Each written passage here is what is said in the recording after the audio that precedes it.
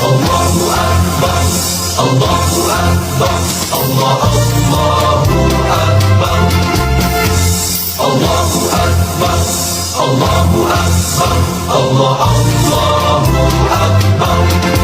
Salam ilahi menuntut kesatuan, maju serta membela kebenaran untuk negara, bangsa dan kemakmuran.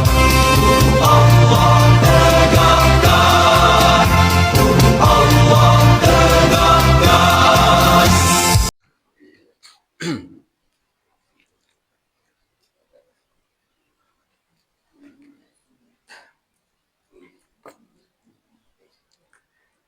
Assalamualaikum warahmatullahi wabarakatuh.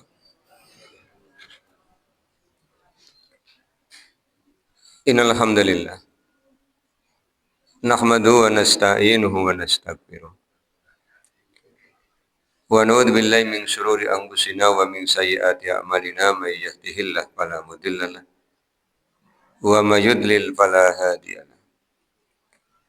Asyhadu an la ilaha illallah wahdahu la syarika lahu wa anna Muhammadan abduhu wa rasuluh. Allahumma shalli ala Muhammad wa ala ali Muhammad kama shallaita ala Ibrahim wa ala ali Ibrahim wa barik ala Muhammad wa ala ali Muhammad kama barakta ala Ibrahim wa ala ali Ibrahim innaka Hamidum Majid. Bapak dan Ibu yang mudah-mudahan dirahmati oleh Allah. Masih di Al-Quran Surah Ali Imran. Pada pagi hari ini kita akan mulai kajian pada ayat ke-37. Allah SWT telah berfirman, A'udzu billahi minasyaitonir rajim. Bismillahirrahmanirrahim. Fataqabbalaha rabbuha biqabulin hasanin wa ambataha nabatan hasanan. Fataqabbalaha rabbuha. Kemudian Tuhannya menerima permohonannya. Biqabulin hasanin, dengan penerimaan yang baik. Wa ambataha, dan menumbuhkannya nabatan hasana, dengan pertumbuhan yang baik. Wa kafalaha, dan memeliharanya Zakaria, Nabi Zakaria. Kullama, setiap dakhala, Zakaria masuk, alaiha, kepadanya Zakaria, al-mihraba, ke dalam mihrab. Wajada, dia menjumpai indaha, di sisinya rizko, ada makanan. Qala, Zakaria berkata, Ya Maryamu, wahai Maryam, anna, bagaimana mungkin laki hadza, ini milikmu. Qalat, Maryam menjawab, huwa, rizki itu, min indillahi, dari sisi Allah. Innallaha, sesungguhnya Allah, yarzuqu, akan memberikan rizki, man, kepada siapa, yasa'u, yang Allah kehendaki, bighairi hisabin, tanpa perhitungan. Setelah pada ayat ke-36, Allah SWT menceritakan tentang nazar dari ibunya Maryam, Bapak Ibu ya. Namanya kemarin siapa? Namanya Hannah binti, bukan Hayyah, Hannah ya. Hannah binti Yakus. Itu istrinya Imron bernazar kepada Allah. Jika dia dikaruniai seorang anak, maka anaknya akan diperhambakan kepada Allah. Akan disuruh untuk mengabdi kepada Allah Subhanahu wa ta'ala. Kemudian nazarnya dikabulkan oleh Allah Subhanahu wa ta'ala. Dengan Allah memberikan karunia kepada Hannah berupa kehamilan.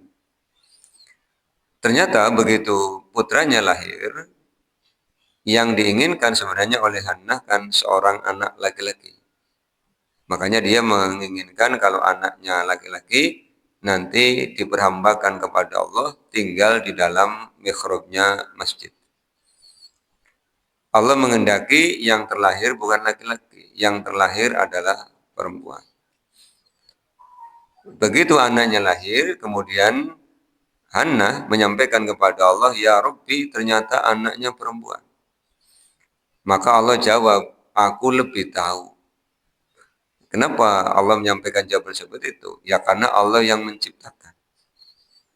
Bahkan sebelum dititipkan ke dalam rahimnya Hannah, Allah sudah tahu karena Allah yang punya skenario atas kehidupan seluruh alam semesta, Bapak dan Ibu.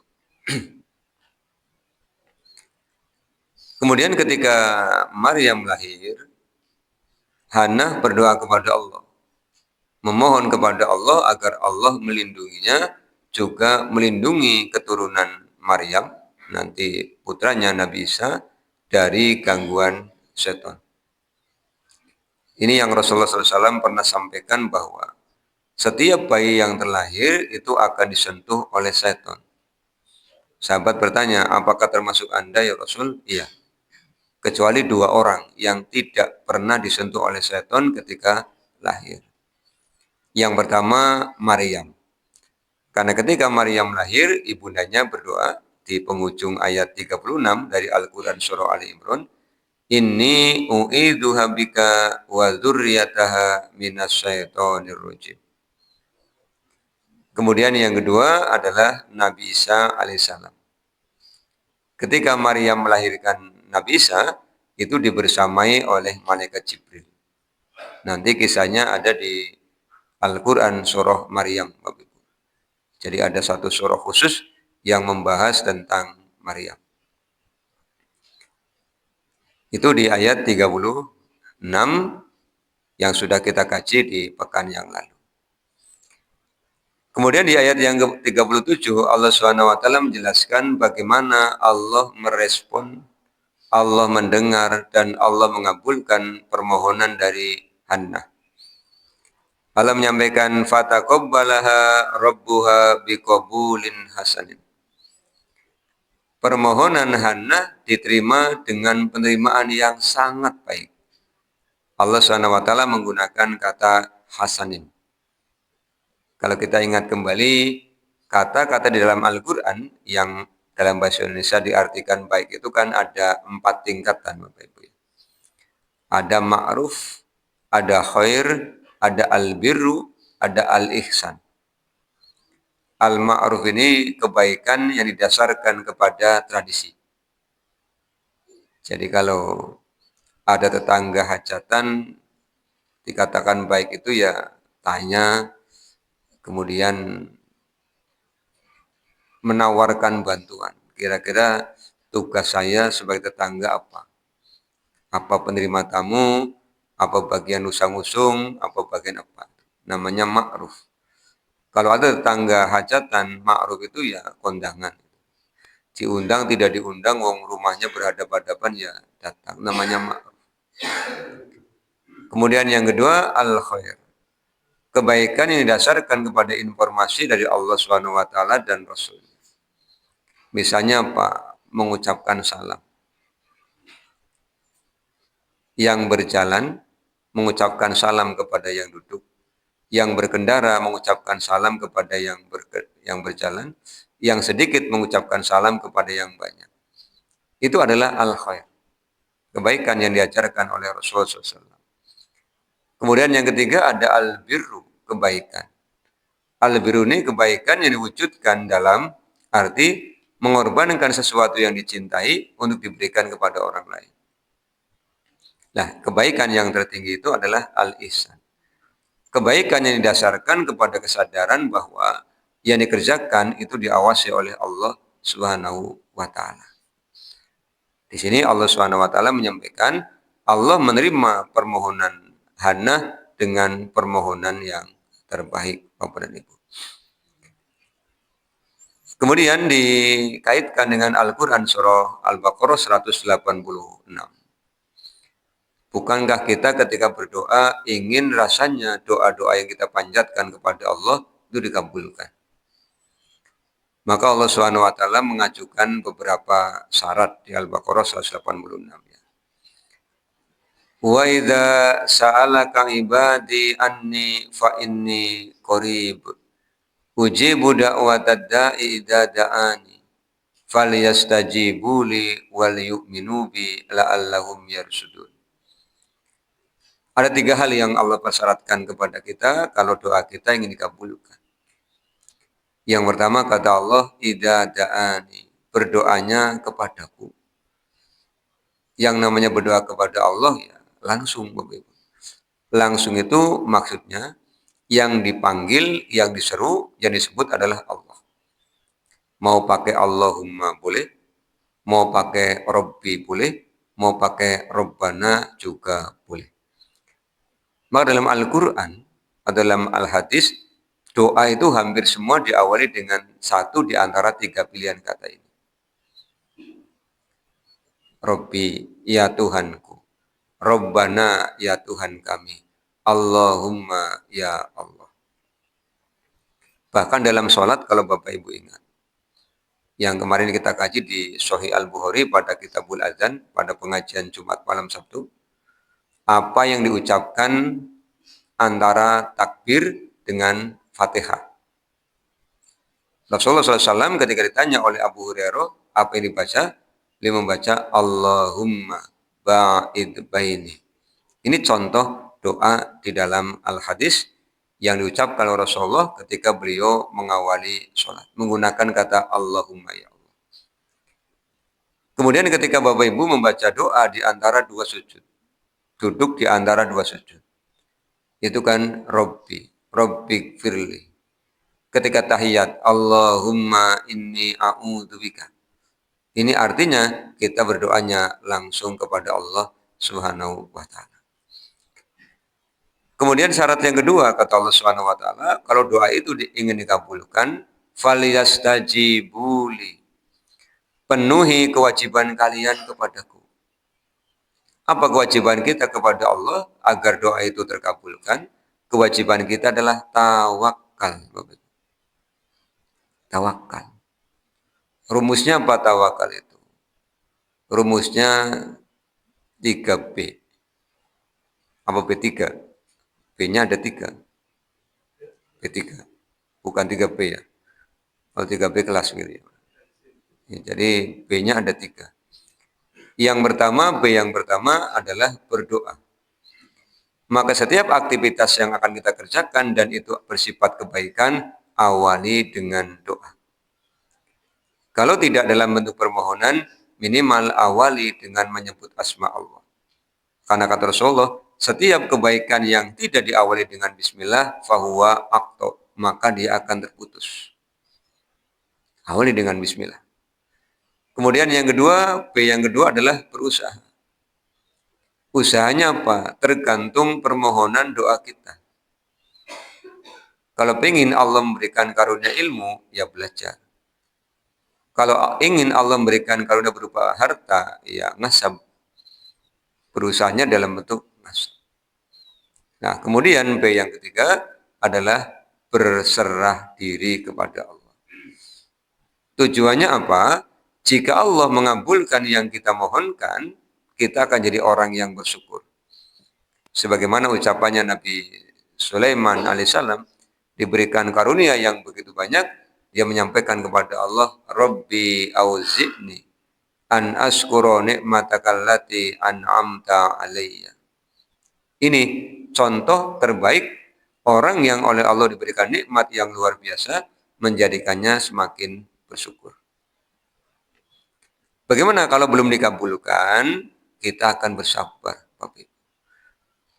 Tapi kalau tidak diawali dengan berdoa, kemudian berhasil, akan merasa sombong. Kalau gagal, akan berputus asa. Itu falyastajibu li. Kemudian yang ketiga yang Allah syaratkan agar doa kita dikabulkan oleh Allah adalah wal yu'minu bi. Ngandel Bapak. Kadangkala kita berdoa kepada Allah tapi hati kita sendiri tidak ngandel. Ada keraguan-raguan. Muncul Bisikan dalam hati, ungkapan. Dikabulna apa ora ya? Ora jawabannya Bapak Ibu. Karena kata Rasulullah dalam hadis qudsi itu, Allah bagaimana sangkaan hambanya. Terkadang ada orang yang suka, kalau bahasa masyarakat kampung kami, nyepatani diri sendiri. Nyepatani itu nyumpahi begitu ya. Apa melaknat. Misalnya temannya menyampaikan pujian ya. Karena ngamati jenengan kayong uripe kepenak ya. Ayam, tentrem, pasangannya solih misalnya kalau yang disampaikan perempuan atau malah cerita jere jenengan sing orang ngerti loh, malah cerita A B C D. Ini namanya orang yang melaknati dirinya sendiri. Alhamdulillah. Itu yang menyebabkan doa menjadi mahjub, menjadi terhalang. Karena dianya tidak yakin dengan yang dimintakan kepada Allah Subhanahu wa taala. Padahal Rasulullah SAW itu menyampaikan, setiap doa orang beriman itu akan Allah kabulkan dengan 3 jenis pengabulan. Yang pertama dikabulkan ketika masih di dunia. Ketika masih di dunia akan Allah kabulkan. Memang tidak mesti hari ini minta, besok diberi. Bapak Ibu ingat ketika kita membahas tentang Nabi Ibrahim di Al-Quran surah Al-Baqarah. Setelah meninggikan dasar-dasar Ka'bah, Nabi Ibrahim berdoa kepada Allah.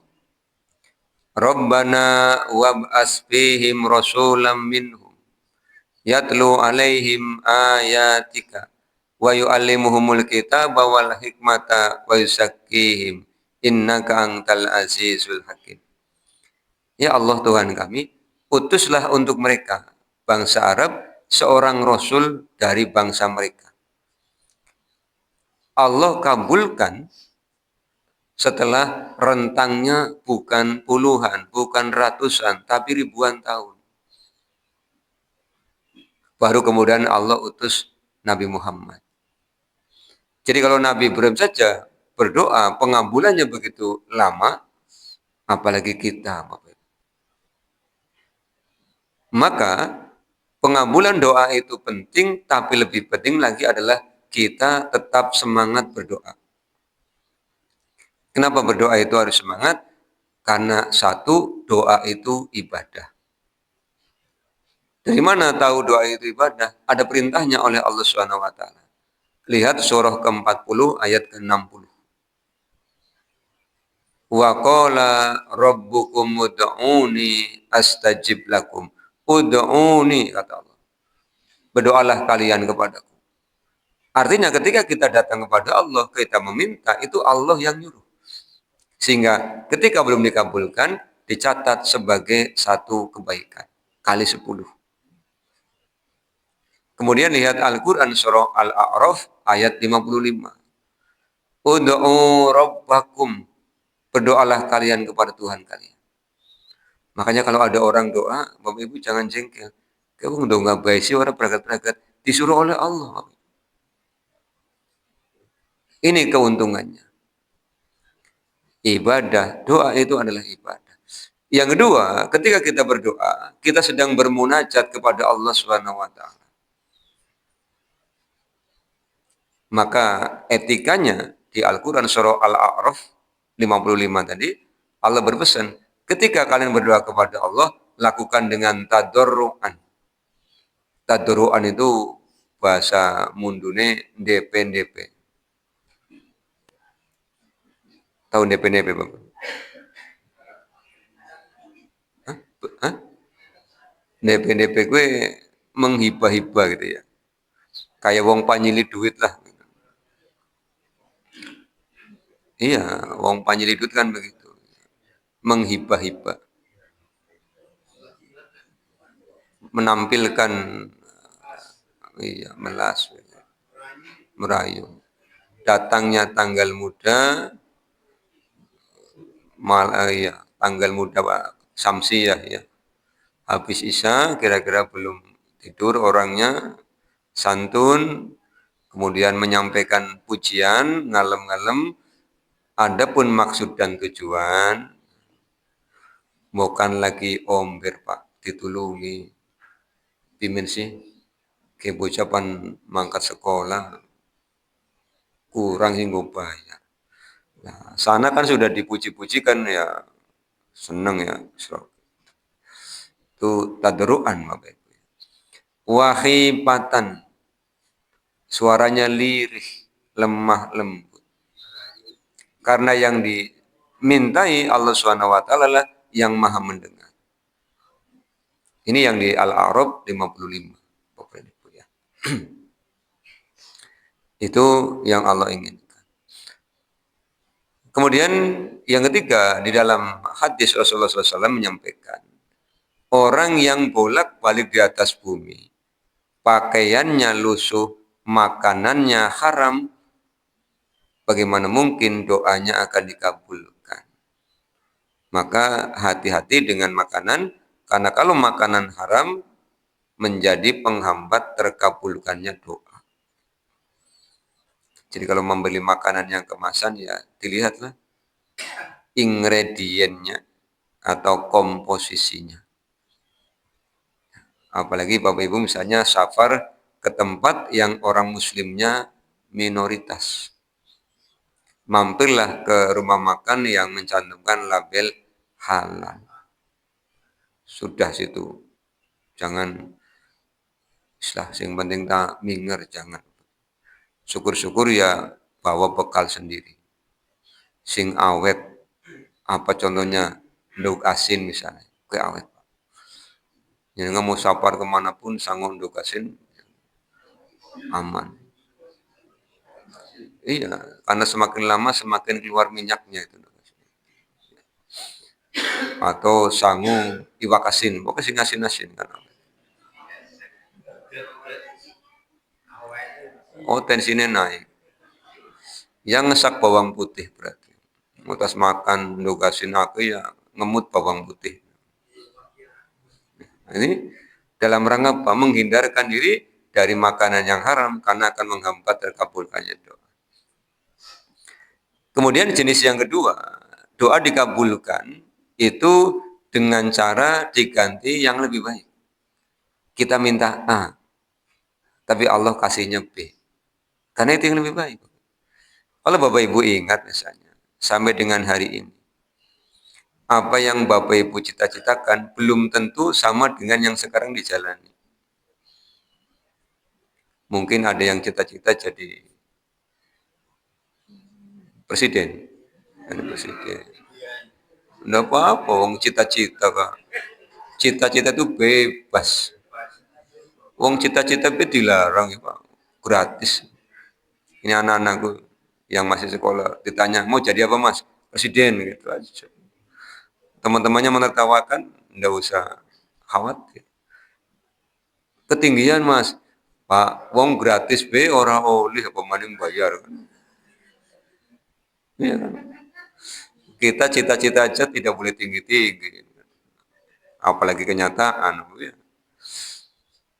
Saya ketika sekolah ditanya, Miss Wautin mau jadi apa? Kepala desa Pak. Sampai sekarang belum kelakon Bapak Ibu. Cita-citanya kepala desa saya Bapak Ibu. Kenapa?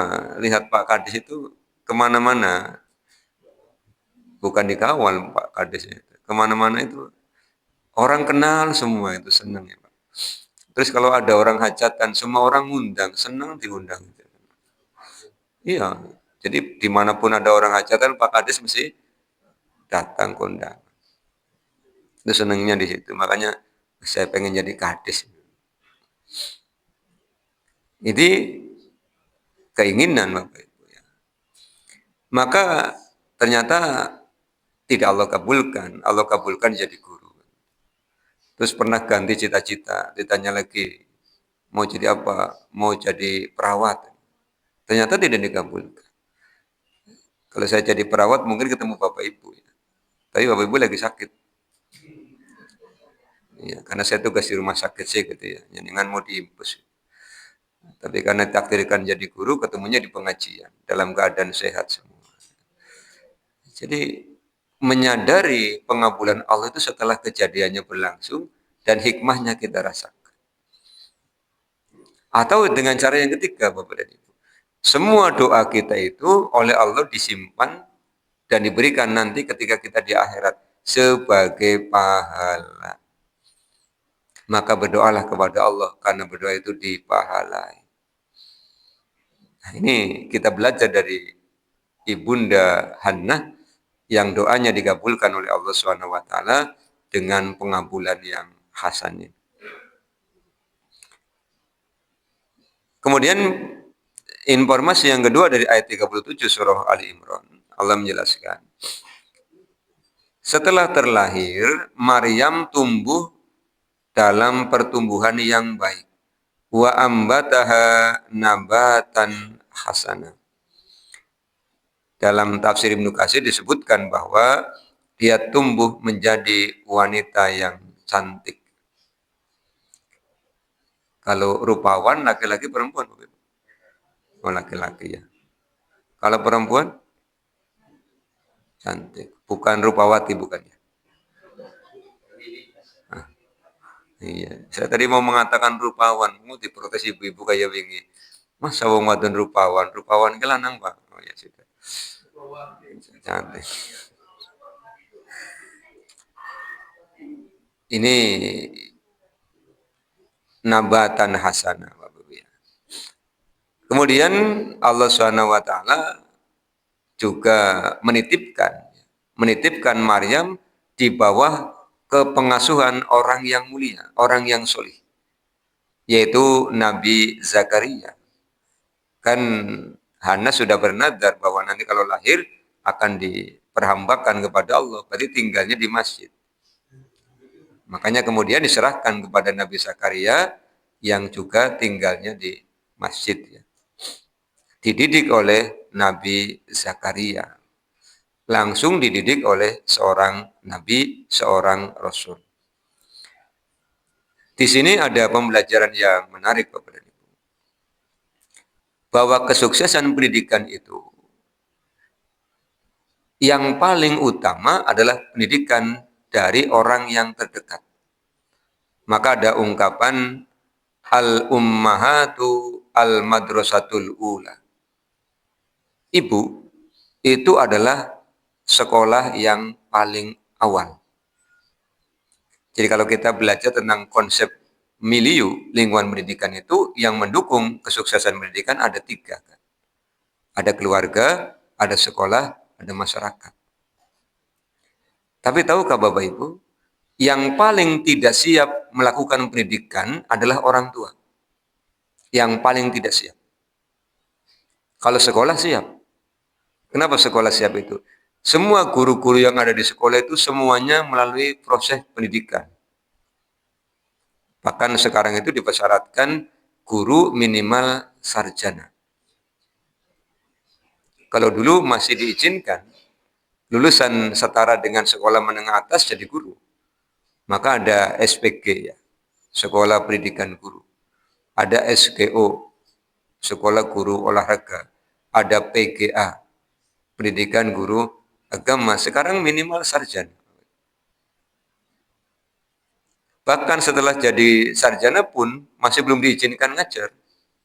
Harus kuliah lagi, pendidikan profesi guru. 1 tahun lagi. Yang sudah ngajar pun kalau mau diberikan tambahan kesejahteraan harus ikut pendidikan profesi guru. Bahkan sudah ikut pendidikan profesi guru pun tiap tahun itu ada pelatihan. Apalagi kalau ada perubahan kurikulum, dilatih terus. Jadi guru-guru itu menjadi orang yang paling siap untuk mendidik. Karena yang dididik, satu bukan anak kandungnya sendiri. Yang kedua, satu orang itu mendapatkan jatah kalau guru kelas minimal 28. 32, 36. Itu bukan anaknya sendiri. Kalau tidak dilatih, bisa kaku, Bapak Ibu. Hatinya yang kaku, bukan garisnya gitu ya. Tapi orang tua menjadi ayah, menjadi ibu tidak ada sekolahnya. Padahal mereka punya tanggung jawab mendidik yang pertama. Saya sampai hari ini belum pernah mendengar, belum pernah melihat ada lembaga pendidikan calon ayah, itu tidak ada. Lembaga pendidikan calon ibu itu belum ada. Jadi nanti barangkali pulang dari sini, Bapak Ibu mau menginisiasi. Iya, lembaga pendidikan calon ayah. Ini yang daftar adalah yang mau pada menikah ini. Minimal 6 bulan lah dididik sebagai calon ayah. 6 bulan dididik sebagai calon ibu. Karena apa? Banyak orang yang menikah siap, tapi ketika dikarunia anak tidak siap. Mulailah begitu punya anak, emosinya tidak stabil. Bahkan kadang-kadang lupa bahwa itu anak kandungnya sendiri. Kok bisa lupa? Iya. Ada orang tua yang kalau jengkel tanya sama anaknya, kondongnya anaknya siapa? Lah berarti kan dia lupa bahwa dia punya anak.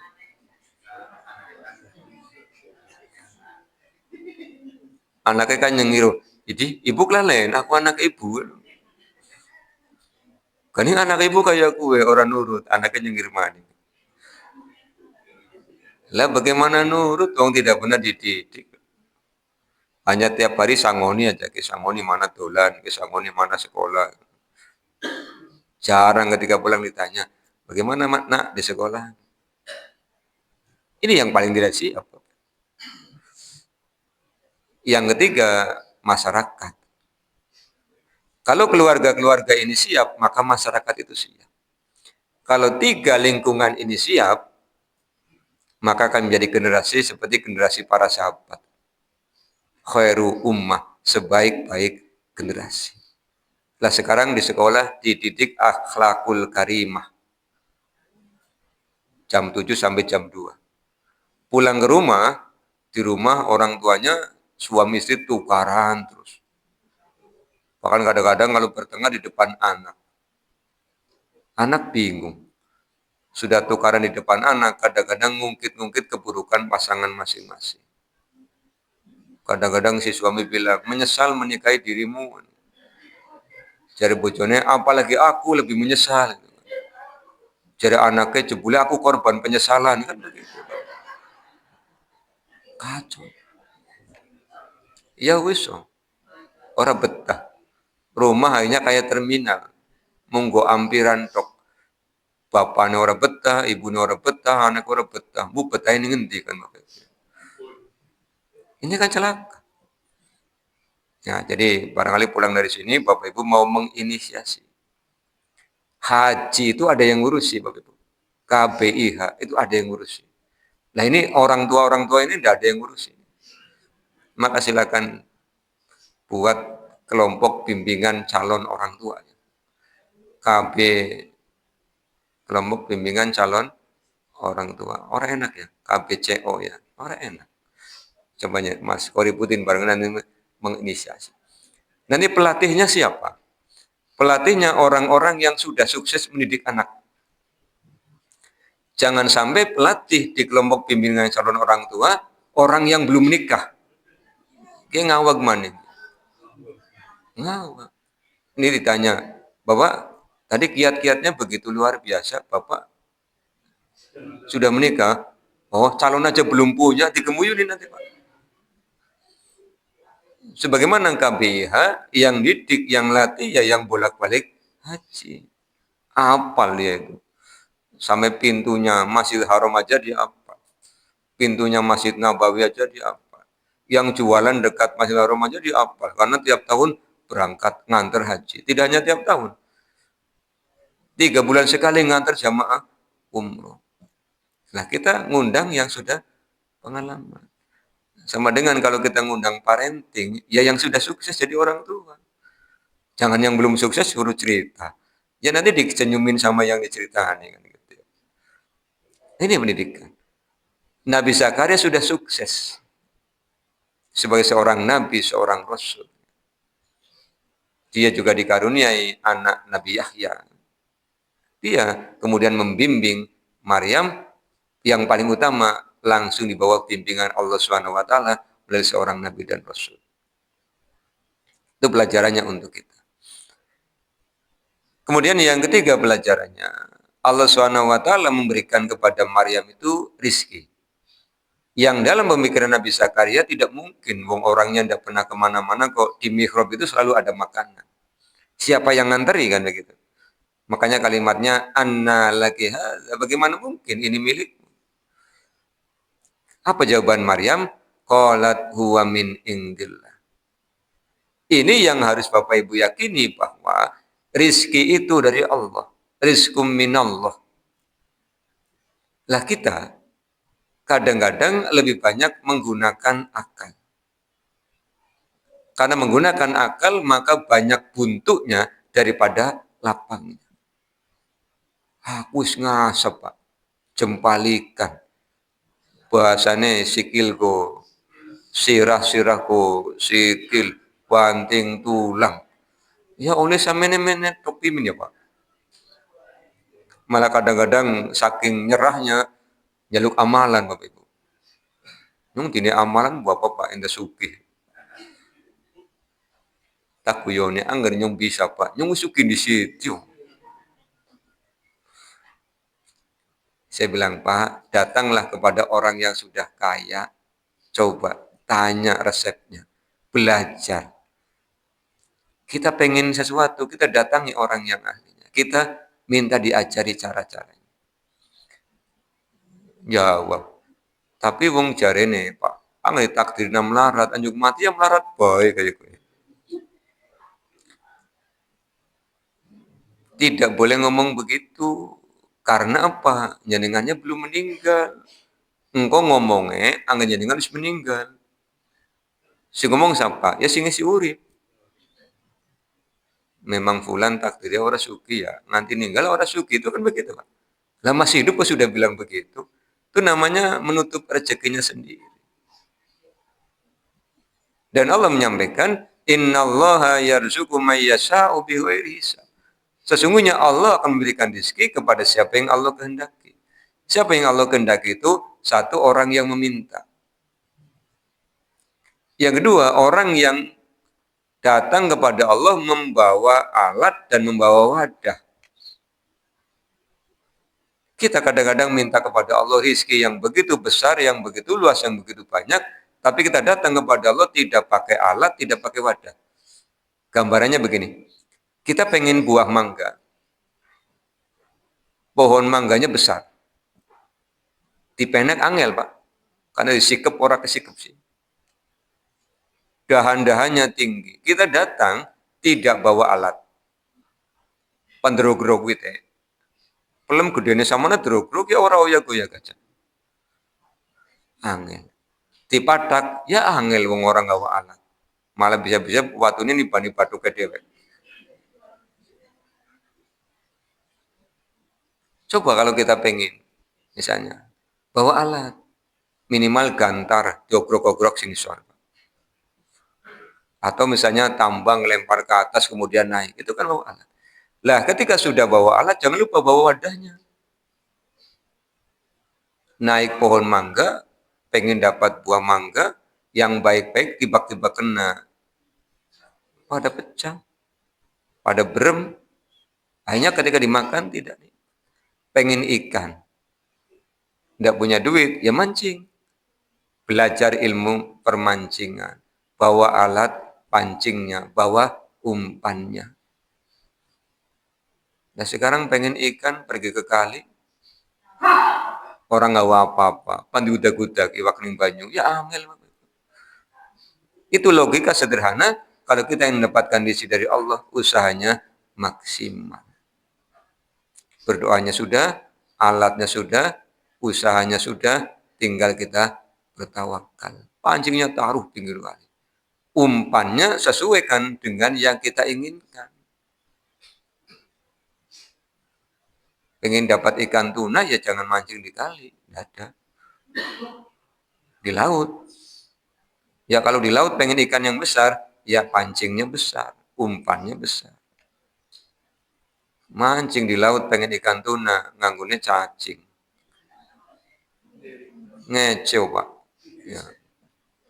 Kita ning kali, engko oleh bedik. Apa sepat, apa Wedding. Banter-banternya sandal kentir kan begitu. Nyangkoling pancingan. Ini kita belajar dari Nabi Zakaria, dari Ibunda Hannah, dari Maryam, bagaimana Allah SWT meneladankan usaha maksimal untuk mendapatkan karunia Allah itu ada doanya, ada usahanya, ada berserah dirinya. Kemudian kita meyakini Allah memberikan rezeki kepada manusia itu bi ghairi hisab. Tidak hitung-hitungan. Dan ada kalanya Bapak Ibu, kita harus mengubah mindset pemahaman rezeki itu tidak hanya dalam bentuk harta. Sehat itu rezeki yang paling utama. Sempat itu rezeki yang paling utama. Bahkan kita datang ke saudara, ke tetangga, ke sahabat untuk pinjam duit. Tidak diberi, tapi diajak ngobrol itu rezeki. Apalagi medang. Wis diwedangi, maaf ya mas, lagi laka duit, jaburannya gak balik baik, wis alhamdulillah nemen kan. Wis kayak gue tambah, kawan beras maning, ya alhamdulillah nemen kan. Jadi rezeki itu tidak harus duit, Bapak. Kadang-kadang kan kita begitu ya. Dilengna dompet tanggal tua kan meten ya. Yang tanggal 6, gue cerah nemen di sini abang-abang gitu ya. Engko tanggalnya mulai wis liwati 10 tadi biru rada peteng gitu ya. Engko mulai tanggal las-lasan jadi ijo, ungu, coklat ya. Lah engko wis tanggal tua nemen, gue ana sih gawa pedang, Pak.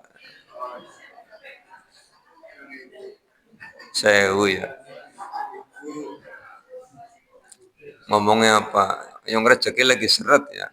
Padahal awak sehat itu kan luar biasa. Maka saya sering bolak-balik pesan ya. Kalau kita lagi tidak punya uang, ya kita ingat saudara-saudara kita yang lagi sakit. Kita tidak punya uang, tapi kita masih sehat, kita masih bisa bersyukur. Kata Rasulullah SAW itu, unduru ilaman asfala minkum. Lihatlah orang-orang yang di bawah kalian, karena akan mudah bersyukur. Alhamdulillahnya masih sehat. Lengko-lengko ya isi enak. Ponggol ya luwe enak. Masya Allah. Pak Fulan yang duitnya ke suruh mangan lengko, berarti nyongnya Pak. Orang mangan lengko. Jadi kalau ketika kita berpikir seperti itu, tidak akan pernah ngeluh. Tidak akan pernah ngeluh Bapak Ibu. Hidup itu senantiasa bersyukur dan terus bersyukur. Bapak Ibu yang mulai dikurangi nikmatnya. Pak, aku soroli mangan kia. Sing oroli pira Pak? Telu. Sing oli lu akeh. Alhamdulillah. Si oleh nginung banyu ya. Oli. Alhamdulillah. Coba anggar kawan nginungnya pertama lu larang Pak. Bahaya lagi kan gitu ya. Iya. Nginungnya impus lu larang kan. Coba Bapak Ibu. Aku soroli mangan daging Pak. Si bisa nih. Kolesterolnya dhuwur. Tahu aman? Aman alhamdulillah. Tempe aman. Ya wis, esuk tahu digoreng. Awan tahu digodok. Sore tahu dibakar. Kan nasi tahu juga. Dipepes alhamdulillah. Kangkung kolesterol Pak, asam uratnya dhuwur.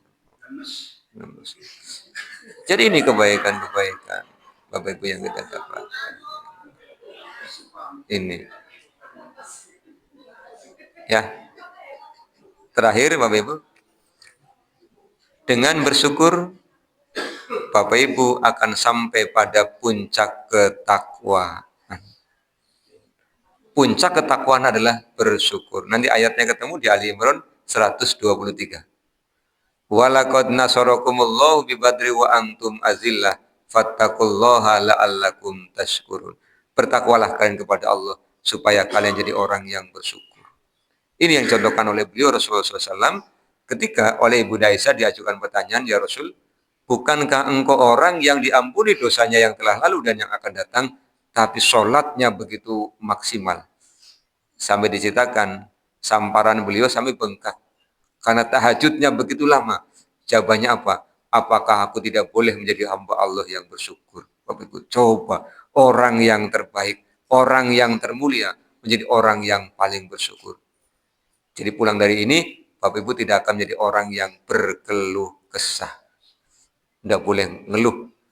Karena kata Allah, yang mengeluh adalah orang yang belum sholat. Bapak Ibu sudah sholat semua, maka dijamin tidak akan mengeluh. Semuanya diterima dengan penuh kerelaan. Iya, itu pelajaran penting yang kita dapatkan pada pagi hari ini. Akhirnya, marilah kita tutup dengan bersama baca doa kafaratul majelis. Subhanakallahumma bihamdika asyhadu an la ilaha illa anta astaghfiruka wa atubu ilaika. Assalamualaikum warahmatullahi wabarakatuh.